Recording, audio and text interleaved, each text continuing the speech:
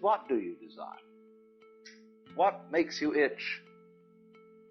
What sort of a situation would you like? Let's suppose, I do this often in vocational guidance of students.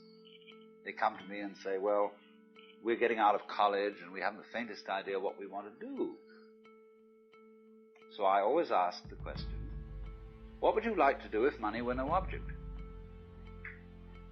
How would you really enjoy spending your life?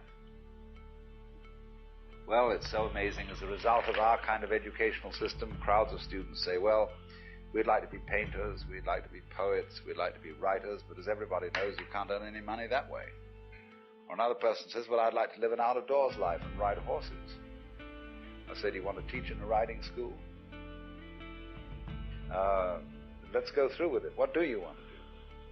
When we finally got down to something which the individual says he really wants to do, I will say to him, you do that. And forget the money. Because if you say that getting the money is the most important thing, you will spend your life completely wasting your time. You'll be doing things you don't like doing in order to go on living, that is, to go on doing things you don't like doing, which is stupid. Better to have a short life that is full of what you like doing than a long life spent in a miserable way. And after all, if you do really like what you're doing, it doesn't matter what it is, you can eventually turn it, you could eventually become a master of it. It's the only way to become a master of something, to be really with it. And then you'll be able to get a good fee for whatever it is. So don't worry too much. Somebody's interested in everything. And anything you can be interested in, you'll find others will. But it's absolutely stupid to spend your time doing things you don't like in order to go on spending things you don't like, doing things you don't like, and to teach your children to follow in the same track. See, what we're doing is we're bringing up children and educating to live the same sort of lives we're living, in order that they may justify themselves and find satisfaction in life by bringing up their children, to bring up their children to do the same thing, so it's all retch and no vomit. It never gets there. And so, therefore, it's so important to consider this question, what do I desire? Well, when we answer that question in a naive way, we figure out that we want to desire, what we want is to control everything. To create girls that don't grow old, apples that don't rot, clothes that never wear out, conveyances that get from one place to another instantly so we don't have to wait, power available to do anything that you could conceive and do it just instantly like that, to get this funny technological omnipotence. But if you take time out to think about that and really go into it with your full strength of imagination and find out whether that's where you want to be, you will soon see that's not what you want. Because the moment you have a situation where you are really in control of things, that is to say, in which the future is almost completely predictable, you will see, as I said last night, that a completely predictable future is already the past. You've had it. That's not what you want. You want a surprise. You don't know what that's going to be, because obviously it wouldn't be a surprise if you did. You want a pleasant surprise. But like you say, what sort of a surprise would be pleasant? And you can't really answer that. Because you know, if there are to be such things as pleasant surprises, there must also be unpleasant surprises. There must be rude shocks. And that's the way, that seems to be the thing that really excites people.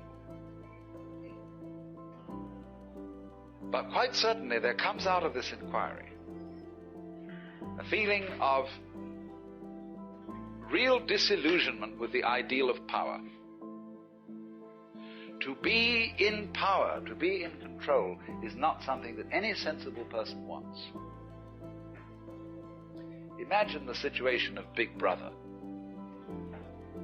To be glued day and night to a highly defended office with telephones, television screens, watching, peeking, spying on everyone and anything, getting all this information together. Why? You could never leave the office. Yeah, what a pauper this guy is. Completely deprived. Because he wants to be in control, because he wants power.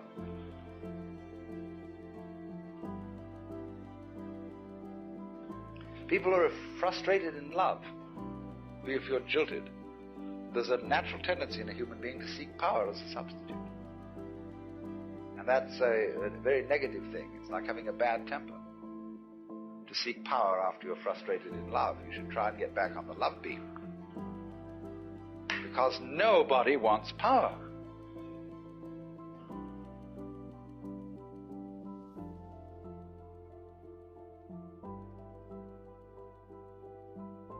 Now you may say that's shirking responsibility.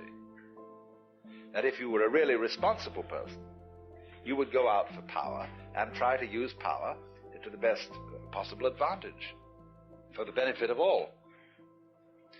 All right, what would be the benefit of all? Ask them, what do you want me to do with this power? I'm dictator. What would you like me to do? Well, nobody knows, because they haven't thought it through. They think of all sorts of short-range things, and they are largely conflicting and confusing, because they're not well thought out. But again, when it finally comes down to it, nobody wants to be God.